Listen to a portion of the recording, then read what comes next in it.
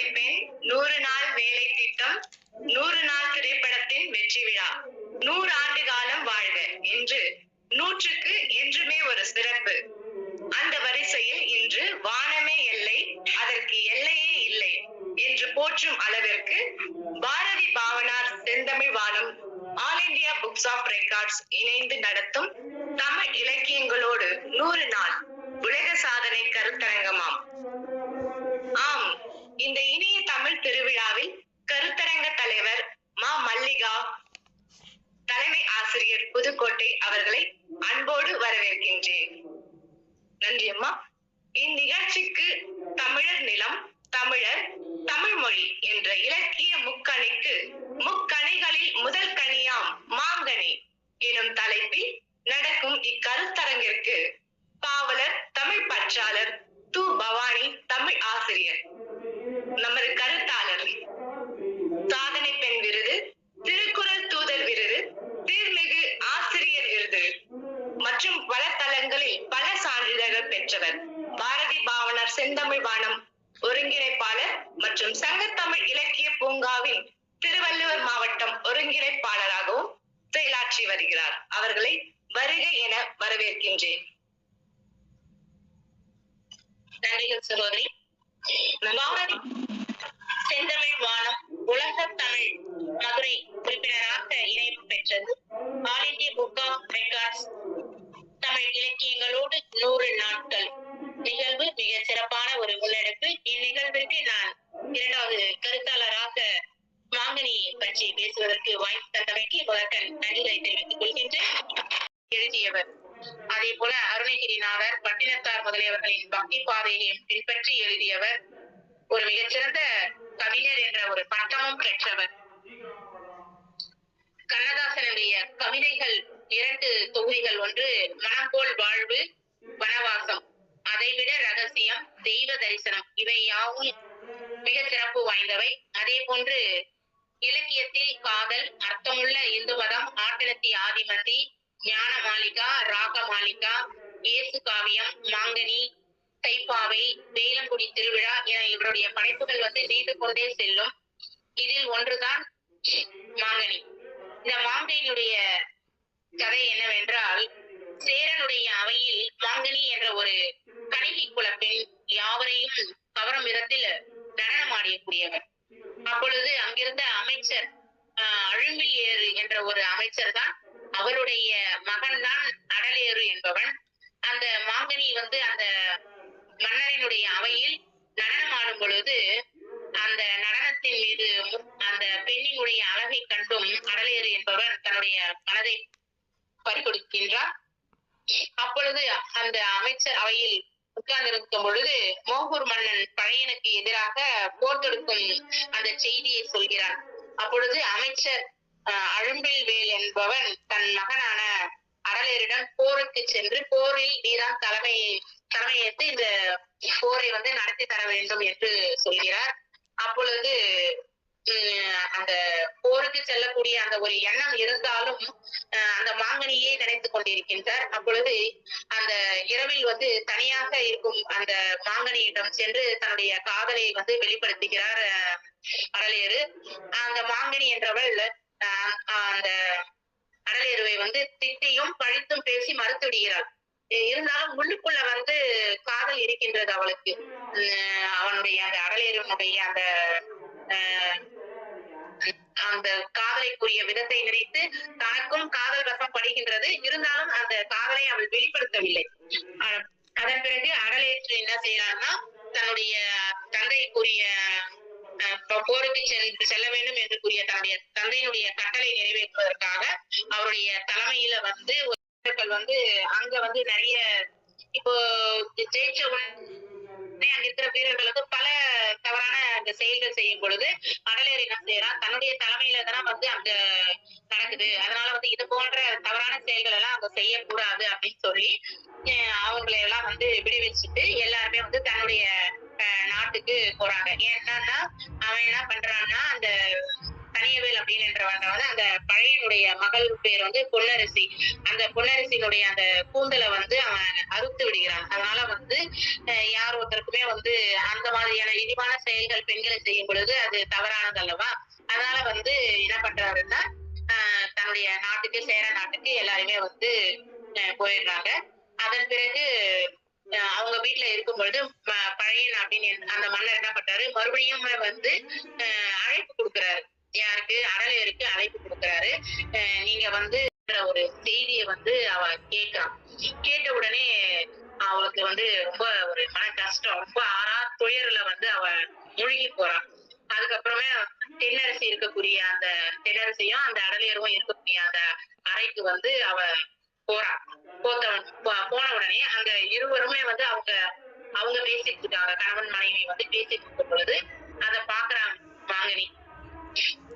அந்த மாங்கனி என்ன போன உடனே அத்தான் அப்படின்னு சொல்லிட்டு அழைக்கிறான்.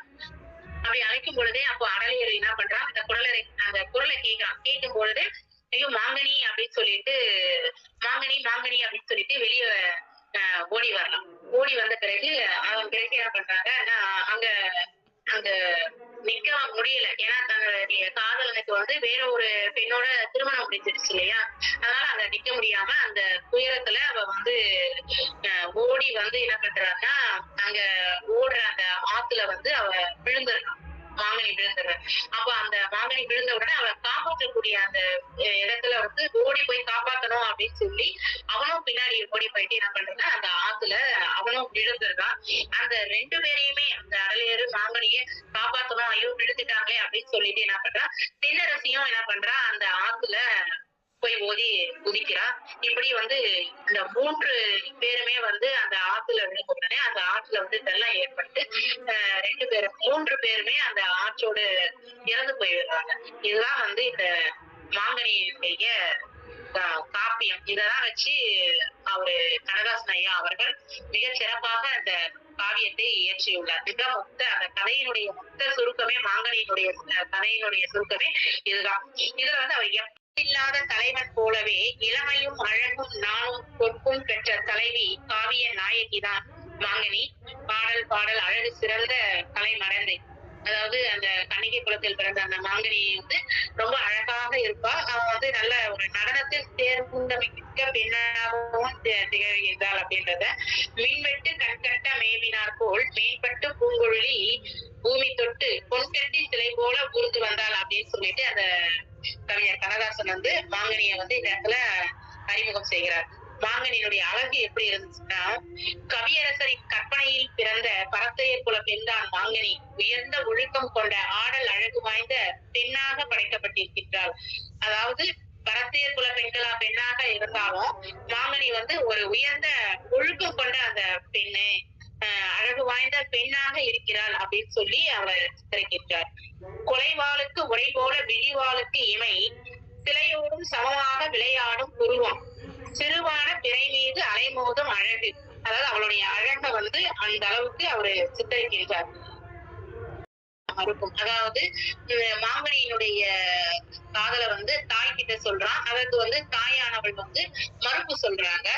அதுக்கு தாய் கிட்ட வற்புறுத்துறாங்க. முதல்ல தன்னுடைய காதலை வந்து சொல்லி வற்புறுற. அதுக்கு வந்து மகள் வந்து மறுப்பு சொல்றான். எப்படி பாத்தீங்கன்னா, மாங்கனி தன்னை போலவே நடனமானதாக இருந்துவிடக் கூடாது என்பதால் தன் குலத்து ஆடவன் ஒருவனை மணக்க வற்புறுத்துகிறாள். அதாவது அந்த எப்பவுமே வந்து அரசருக்கு வந்து இந்த மாதிரியான பெண்கள் நடனம் ஆடுவாங்க இல்லைங்களா?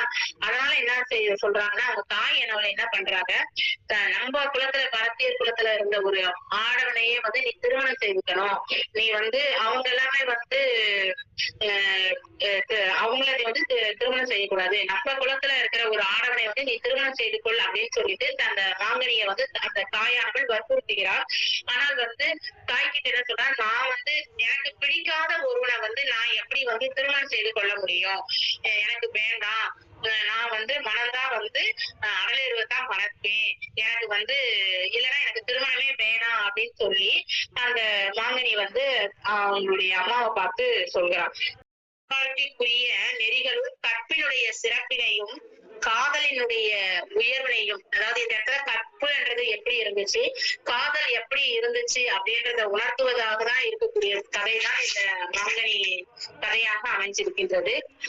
அதை கட்டுவதென்றால் பெரும் பாடு என்று திரைப்பட பாடலில் வெளிப்படுத்தினார். அது மாதிரி தான் மாங்கனியினுடைய அந்த காதல் உணர்வையும் கண்ணதாசன் அவர்கள் மிக சிறப்பாக வெளிப்படுத்தி இருக்கின்றார். தான் படைத்த மாங்கனி குறுங்காவியம் முழுவதிலுமே காதலினுடைய அந்த வெளிப்பாடுகளை பல நிலைகளில அவர் உணர்த்தியுள்ளார். தலையிருக்கும் பாரத்தை இறக்கி வைக்க வழியிருக்கும் சாலைதனில், ஆனால் காதல் குலையிருக்கும் நெஞ்சத்தின் பாரம் ஒன்றும் குறையாது என்று அரற்றினால் கொற்ற வீரன் என்று மாங்கனியின் கண் சுழற்சியால் அகப்பட்ட அந்த அடலேறுவனுடைய அந்த காதல் நிலையினை பேசுகின்றார் கவிஞர். காதல் வளர்த்து தனிமையில் முதலில் சந்திக்க முயல்கின்றார்.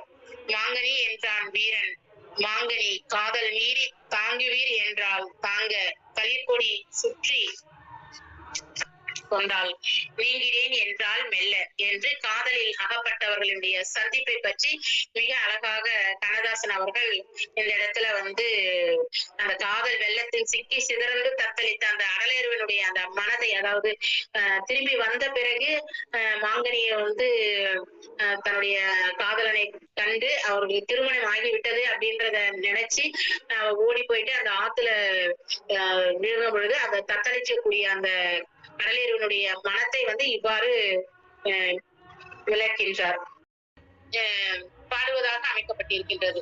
கள்ளமனம் எப்புறத்தில் பழைய சொத்து, காளையதை கொண்டு நல் வரல் நன்றே அல்ல என்று தான் பெண் கேட்கவே வந்தேன் என்று சொன்ன அடலேறுவனை பார்த்து பேசுபவளாகவும் இந்த மாங்கனி உருவாக்கப்பட்டிருக்கின்றார். இந்த கதை ஃபுல்லாவே அந்த மாங்கனியும் அந்த அடலேறுவம் பற்றி குறிப்பிடுவதாகத்தான் இந்த மாங்கனியினுடைய கதை இருக்கின்றது. மாங்கனியில் பல சிறப்பு வாய்ந்த ஊமைகள் எல்லாமே இதுல கையாளப்பட்டிருக்கின்றது. பழந்தமிழர்களுடைய பழந்தமிழ் இலக்கியங்களுடைய தாக்கம் எல்லாமே இதுல காணப்படுகின்றது. தமிழ் மொழியினுடைய சிறப்புகள் கூறுகள் எல்லாவற்றையுமே இந்த காப்பியத்துல சிறப்பா எடுத்துரைச்சிருக்கிறார் கவிஞர் கண்ணதாசன். ஊமை எனப்படுவது கவிஞன் தான் கூற கருதிய பொருளை தக்க ஒப்புமை கொண்டு உணரச் செய்யும் கையாளும் உத்தியாகும். உயர்ந்த எண்ணங்களை கொண்டவன் உயர்ந்தவனாகின்றான் என்பதை போல உயர்ந்த ஊமைகள் இந்த காவியத்திற்கு ஒரு சிறப்பு உதாரணமாக அமைகின்றது. மாங்கனி முழுவதிலுமே ஒரு 108 ஊமைகளை கையாண்டுள்ளார். ஒரு பொருளினுடைய தன்மையை பறைசாற்றவும், ஆடவர் பெண்டினுடைய அழகினை பற்றி விளக்கிடவும், கதை மாந்தரனுடைய சிலரினுடைய இயல்புகளை பற்றி கூறுவதாகவும் இந்த மாங்கனி பாடல் அமைந்திருக்கின்றது. அந்த மூவேந்தரனுடைய நாடுகளை இணைத்து பேசிய அந்த சிலப்பதிகாரன் போல அந்த மாங்கனியிலுமே எப்படி பேசப்பட்டிருக்கிறது என்றால், நாம் மூவர் ஆனாலும் ஒரு மனத்தார், நாட்டின் வேறானாலும் ஓர் இனத்தார், தேன் பாய்ந்த செந்தமிழே சேர்குணத்தார், திசையினில் உலகிற்கு தென்புலத்தார் அப்படின்னு சொல்லி அந்த சேர மன்னர்களினுடைய பெருமைகளை கவிஞர் தமிழ்நாட்டினுடைய அந்த ஒற்றுமையே வெளிப்படுத்துகின்றார். அதே போல மணிமேகலை புத்த மதத்தை போற்றிடும் காப்பியம் மாங்கனி. காவியத்திலும் புத்த மதத்திற்கு சிறப்பிடம் அளிக்கப்பட்டுள்ளது. காவிய முடிவில் பெண்ணரசி புத்த மதத்தை தழுவியலாக அமைக்கப்பட்டிருக்கிறது குறிப்பிடத்தக்கது. அதே போல குறுந்தொகை பாடல் ஒன்றினையும் காதலர்களின் பிணைப்பினை பற்றி சொல்வதாக கவிஞர் கண்ணதாசன் எடுத்திருக்கின்றார். குக்கு வென்றது கோழியதெனவே புட்கென்றன்று என் தூ நெஞ்சம், தோல் நோய் காதல் பிரிக்கும் வாள் போல் வைகரை வந்தென்றால் எனவே அப்படின்னு சொல்லிட்டு அந்த குறுந்தொகை பாடலோடு அந்த மாங்கனியினுடைய அந்த காப்பியத்தோட ஒப்பிட்டு கூறுவதாக ஊமைகளை குறிப்பிட்டிருக்கின்றார். நிலாவென சிரிக்கும் மலர்கொடியாய் பைங்கனி இதழில் பழரசம் தருவாள் பருகிட தலை குனிவாள். அந்த பாடலோடு இந்த தமிழ் மொழியினுடைய அந்த சிறப்பினையும் புகழ்ந்த கவியரசு கண்ணதாசன் தன்னுடைய பாடல்களிலும் காவியங்களிலும் கொஞ்சம் விளையாடும் அந்த கன்னி தமிழையும் இந்த மாங்கனி காவியத்தில் காணப்படுகின்றது. சொல்ல நினைத்த கவியறிஞர் கண்ணதாசன் தான். என்ன சுகம் என்ன சுகம், ஆஹா என்ன சுகம் மாறா இளமை தமிழ் சிறப்பில் என்ன சுகம் அப்படின்னு சொல்லிட்டு, தென்னமுதாம் தமிழ் இன்னமுதை நினைத்தால் என்ன சுகம் ஆஹா என்று தமிழ் மொழியால் பாடப்படும் அந்த பாடலினுடைய இன்பத்தை உயர்த்தி பேசுவதாக அறியலாம். அது தமிழின் சிறப்பாக கடைசியாக கூறியிருக்கின்றார். மோகூரின் மீது படையெடுத்து சென்று அந்த நாட்டின் எல்லையில் படையில் தங்கின. அன்று இரவில் அந்த மாங்கனியும் அடலேரும் தனிமையில் சந்தித்து பேசுவதாக என்ன பேசியிருக்கிறார்கள்? தமிழரே, உயிரே, உள்ளத்தான் கொட காதலோடு உமதொரு தேடி வந்தேன் என்று மாங்கனியை காணாதவளாக அடலேறு தன்னுடைய ஏக்கத்தினை வெளிப்படுத்திய அந்த பேச்சிலும் கூட தமிழினுடைய அந்த சிறப்பை புலப்படுத்துவதாக கவிஞர் கண்ணதாசன் அவர்கள் அழகாக அங்க காதலோடு அந்த தமிழினுடைய சிறப்பையும் அங்கு குறித்திருக்கின்றார். தமிழ் பெண்களுடைய வீரத்தையும் அங்கு கூறியிருக்கின்றார். கதையை சொல்வதற்கு வாய்ப்பு தந்த பாரதி பாவனார் செந்தமிழ் நிறுவனத்திற்கும் இந்த இலக்கியத்தை கேட்ட அத்தனை உள்ளங்களுக்கும் நெஞ்சார்ந்த நன்றிகளையும் வணக்கத்தையும் தெரிவித்துக் கொள்கின்றேன். மீண்டும் ஒரு முறை பேச வாய்ப்பு தந்த பாரதி பாவனார் செந்தமிழ் வானம் மிக சிறப்பான ஒரு முன்னெடுப்பு. இலக்கியங்களோடு ஒரு 100 நாள், அந்த இலக்கியங்களோடு ஒரு 100 நாள் இருப்பதனால்தான் அந்த ஒரு மாங்கனி என்ற இலக்கியத்தை எடுத்து படித்து அதனுடைய பொருளை அறிந்து கொள்வதற்கான ஒரு வாய்ப்பு எனக்கு கிடைத்தது. அதற்காக மீண்டும் ஒரு முறை Bharathi Pavanar Senthamizh Vaanam all India book of records நிறுவனத்திற்கு நெஞ்சார்ந்த நன்றிகளை தெரிவித்துக் கொள்கின்றேன். நன்றிகள் அம்மா. மிகவும் அருமை அம்மா. அகழியர் மாங்கனி அவர்களின் காதல் காப்பியம் மாங்கனியின் உயர்ந்த ஒழுக்கம், அழகு, கற்பு, அகழியரின் தந்தை மீதுள்ள பற்று என ஆட்டத்தில் தொடங்கி அமைதியில் முடியும் வரலாற்று சிறப்பு மிக்க கவிஞர் கண்ணதாசனின் இக்காதல் காவியத்தை மெய்சிலிர்க்கும் உதாரணங்களோடு மிக துல்லியமாக பாமரருக்கும் புரியும் வண்ணம் எடுத்துரைத்து இறுதியில் காதலின் சிறப்புகளை எங்களுக்கு அளித்த திரு பவானி அம்மா மிகவும் அருமை அம்மா. நமது கருத்தரங்க தலைவர் அம்மா பாவலர் மா மல்லிகா, தலைமை ஆசிரியர் புதுக்கோட்டை அவர்களிடம் இந்த தளத்தை ஒப்படைக்கின்றேன். மிக சிறப்பு அம்மா. மீண்டும் அம்மா அவர்களுக்கு கருத்துரை வழங்குவதற்கு என்னை பணித்தமைக்கு அவைக்கு எனது வணக்கத்தை கூறிக்கொண்டு, திரு பவானி அம்மா அவர்கள் மிகச்சிறந்த ஆசிரியர், அனைத்து தளங்களிலும் மிகச்சிறப்பாக பணியாற்றக்கூடியவர். இன்று அவர் எடுத்திருக்கக்கூடிய இந்த மாங்கனி அப்படிங்கிற இந்த நூல் மிக சிறப்பாகவும் அழகாகவும் கதையை எளிமையாகவும் எல்லோரும் புரிந்து கொள்ளக்கூடிய வகையிலும் மிகச்சிறப்பாக எடுத்து இயம்பினார். செந்தமிழ் தேன் மொழியால் நிலாவென சிரிக்கும் மலர் கொடியார், நிலாவென சிரிக்கும் மலர் கொடியார் அப்படிங்கிறது அது உங்களுக்கே பொருந்த. நீங்க செந்தமிழ் தேன் மொழியால் போன்று சிரித்த முகத்தோடு கொடி இளையாடை பற்றி, மாங்கனி அப்படிங்கிற அந்த பெண்ணை பற்றியும் அடலேறு அப்படிங்கிற அந்த தலைவனை பற்றியும் மிக சிறப்பாக எடுத்து சொன்னீங்க. இந்த கதையை கேட்கும் பொழுது எனக்கு 3-4 கதைகள் அப்படியே தழுவி அப்படியே போயிட்டே இருக்குது. அசோகனும் காதலி அப்படிங்கிற அந்த ஒரு கதை, அதன் பிறகு பாத்தீங்கன்னா நம்ம இது ஆதிமந்தி கதை, அப்புறம் பாத்தீங்கன்னா இங்கே மகாபாரத கதைக்குள்ள போயிடுச்சு. கூந்தல் அறுபட்டதுன்னு சொன்னோம்னா மூக்கு அறுபட்ட கதைக்கு அங்க போயிடுச்சு. இப்படி உள்ள அப்படியே கிளை கதைகள் அப்படியே போய் தழுவி போயிட்டே இருக்குது. அதே போல இந்த கதையில ரொம்ப அழகா நீங்க சொல்லிருக்கீங்க. அதுக்கப்புறம் பாத்தீங்கன்னா கல்கி எழுதின அந்த அது அம்பிகா இது இல்லையே சிவகாமியின் சபதம், அவளும் ஒரு நடன பெண்ணாக இருப்பா. இப்படி அந்த எல்லா கதையும் வந்ததுனால எந்த கதையும் எனக்கு அப்படியே குழம்பு மிக சிறப்பாக அப்படியே கொண்டு வந்து ஒரு சிறைக்குள்ள இருந்து ஒரு நாடக வடிவில ஒரு கதையை உருவாக்க முடியும் அப்படின்னு சொன்னா அது கண்ணதாசனால் மட்டும்தான். மிக சிறப்பாக அழகாக இந்த தமிழ்நாட்டிற்கு உரிய முக்கணிகளில் ஒன்றான மாங்கனியை, அதாவது விருந்து பரிமாறுகின்ற பொழுது இலையில் வைத்த மாங்கனியை பார்க்கின்ற பொழுது அப்பொழுதுதான் அங்கே காதலியுடைய நினைவு வருகின்றது. ஏனென்றால் அவர்கள் எல்லாம் மன்னர்கள், அந்த போர் குணத்தை பற்றியே சிந்திக்கக்கூடியவர்கள். அங்கு என்ன நடக்கிறது என்பதை மறந்து விடக்கூடிய காலச்சூழல். எனவே உடனடியாக செல்கின்றார். அப்பதான் எனக்கு அசோகனுடைய காதலி அப்படியே போனுச்சு. அந்த நூல் படிச்சிருந்தீங்கன்னா தெரிஞ்சது. அதே போல இந்த ஒரு பெண் கணிகையர் குலத்தில் பிறந்திருந்தாலும் கற்பு நெறியுடன் வாழ்ந்தாள் என்பதற்கு இங்கே மணிமேகலையை நமக்கு எடுத்துக்காட்டார். சிறந்த ஒரு வாழ்த்துறை வழங்குவதற்காக வாருங்கள் ஐயா. அம்மாவிற்கு சிறந்த ஒரு வாழ்த்துறையை வழங்க. அனைவருக்கும் மீண்டும் வணக்கம். இந்த அரங்கத்தை மிக அழகாக வடிவமைத்து நெறியாளை செய்தி ஒன்றிய அனைத்து உள்ளங்களுக்கும் என்னுடைய அன்பான வணக்கங்கள். இந்த அரங்கத்தினுடைய தலைவராக விளங்குகின்ற அருமை சகோதரி புதுவை மகா அவர்களுக்கும் என்னுடைய அன்பு கனிந்த வாழ்த்துக்கள். ரொம்ப அருமையா இருந்தது. ஒரு குறும்படம் பார்த்துட்டு அந்த குறும்படத்தை ரசித்துட்டு வெளிவந்த பிறகு அந்த குறும்படத்தை என்னென்ன வகையிலே திறனாய்வு செய்தால் அந்த குறும்படத்திற்கு சிறப்பாக இருக்கும் என்பதை மிக அழகாக சொன்னீர்கள். ரொம்ப அருமை. ஒரு அது காட்சிப்படுத்திய விதம் என்கிறது ரொம்ப அருமையா இருந்தது. இது கண்ணாசனுடைய மாங்கனி எடுத்தது ரொம்ப அருமை. அது கண்ணாசனுக்கு வந்து ஒரு மிகப்பெரிய ஒரு இலக்கிய பயணத்திலே ஒரு திருப்பு முனையாக அமைந்த ஒரு நாவல். அது வரலாற்று காப்பியம் கிடையாது. இருந்தாலும் ஒரு அகத்தையும் புறத்தையும் ஒன்றாக அதுல உள்ளடக்கியிருப்பான் கண்ணாசன். மாங்கனியை படிச்சு பார்க்கும்போது அவ்வளவு அழகா இருக்கும். அந்த வார்த்தைகள்லாம் ரொம்ப எளிமையா, பழைய சங்கால பாடல்கள் இல்லாமல் மிக எளிமையாக அந்த வரலாற்றை வடிவமைச்சிருப்பார்.